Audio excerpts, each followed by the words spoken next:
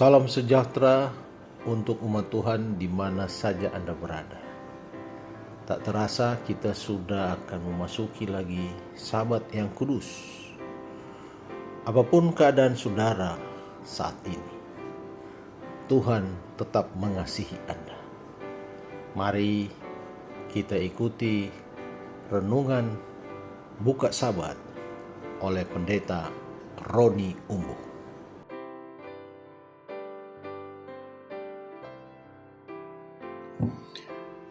Shalom saudaraku yang kekasih di dalam Tuhan. Puji Tuhan kita boleh kembali bertemu di pembukaan hari Sabat. Sebelum kita merenungkan firman Tuhan, mari kita berdoa. Tuhan Bapa kami di sorga, kami datang menyembah Engkau ketika kami akan memasuki hari Sabat-Mu yang kudus. Terima kasih Tuhan atas pengampunan dosa yang Kau berikan kepada kami. Terima kasih kami punya Tuhan yang sungguh luar biasa.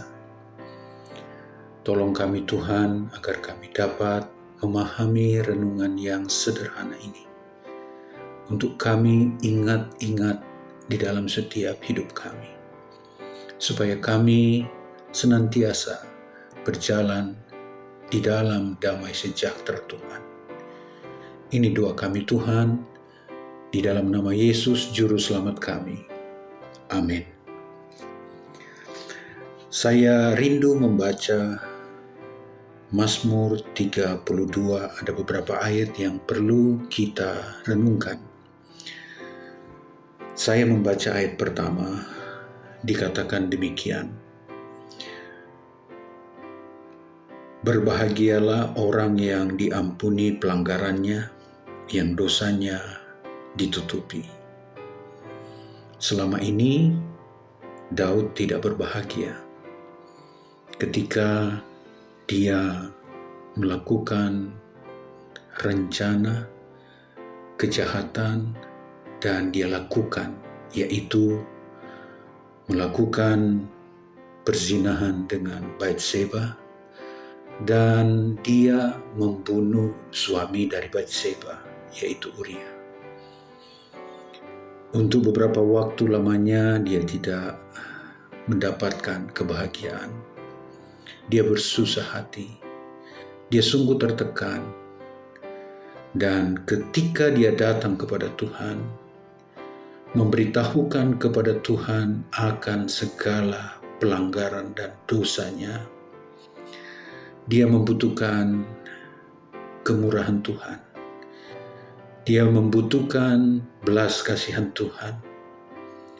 Dan Tuhan memberikan pengampunan.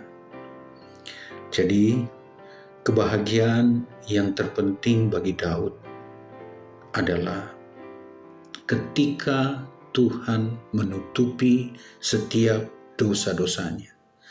Ketika Tuhan mengampuni setiap pelanggarannya. Ini adalah kebahagiaan dan sukacita. Tentu saja mungkin dalam pengalaman kita tidak berbahagia oleh karena kita memikul beban dosa. Sebagaimana yang dikatakan Mazmur 32 ayat pertama. Hanya mereka yang dapat menceritakan kelemahan di hadapan Tuhan, meminta pengakuan akan setiap dosa pelanggarannya, dia akan mendapatkan kebahagiaan. Dia akan merasakan sukacita dan damai sejahtera. Dia akan diperkenankan Tuhan, merasakan kebahagiaan Tuhan. Poin yang kedua, bagaimana kita bisa berbahagia? Bagaimana kita bisa diampuni terlebih dahulu ketika kita menikmati kebahagiaan? Adalah merendahkan hati kita, merendahkan diri kita kepada Tuhan untuk mendapatkan pengampunan. Pelanggaran-pelanggaran kita sungguh luar biasa. Tetapi kerendahan hati melampaui semua pelanggaran dosa kita. Kita bersyukur karena kita punya Tuhan yang telah mati bagi kita di Kalvari untuk menebus dosa pelanggaran kita. Keselamatan telah diberikan, pengampunan telah diberikan. Itu hanya dapat dijangkau oleh dua hal. Datang kepada Tuhan, akui dosa-dosamu. Dia adalah setia dan adil, mengampuni setiap pelanggaran kita. Dan kita harus merendahkan hati. Merendahkan hati ini adalah sebuah ungkapan yang sangat dalam. Sebuah kesadaran yang utuh tentang bagaimana tidak berartinya kehidupan kita. Maksud saya adalah bagaimana kita tidak memiliki kemampuan apa-apa. Tuhan membutuhkan kerendahan hati kita. Kita datang kepada Tuhan sebagaimana kita ada. Dan Dia akan mengampuni kita, itu pasti. Ketika kita datang dengan penuh kerendahan hati, ketika kita datang memohon belas kasihan Tuhan, ketika dosa-dosa kita diberitahukan dan tidak ada yang kita sembunyikan di hadapan Tuhan, Tuhan berjanji akan memberikan pengampunan, akan memberikan kebahagiaan. Bagian kita adalah datang kepada Tuhan, mohon pengampunan atas dosa-dosa kita dengan penuh kerendahan hati.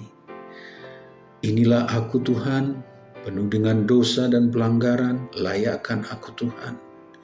Lalu yang ketiga, tentu saja kita perlu bertumbuh. Tentu saja kita harus berjalan lebih baik dari hari yang lalu. Hanya dengan pertolongan Tuhan. Hanya dengan kuasa ajaib Tuhan. Yaitu kuasa Roh Kudus. Di dalam pasal yang lain yang diucapkan oleh Raja Daud ketika dia memohon pengampunan atas dosanya. Dia memohon, jangan ambil roh-Mu yang kudus di dalam kehidupannya. Jadi, tidak cukup kita datang kepada Tuhan untuk memohon pengampunan. Itu penting dan perlu kita lakukan. Kita juga harus datang dengan penuh kerendahan. Karena dengan kerendahan hati ini kita mengakui segala kelemahan kita. Lalu bagian yang terakhir adalah, jaga kami ya Tuhan. Tuntun kami dengan Roh Kudus-Mu ke dalam jalan-jalan Tuhan. Sehingga kita boleh naik tinggi.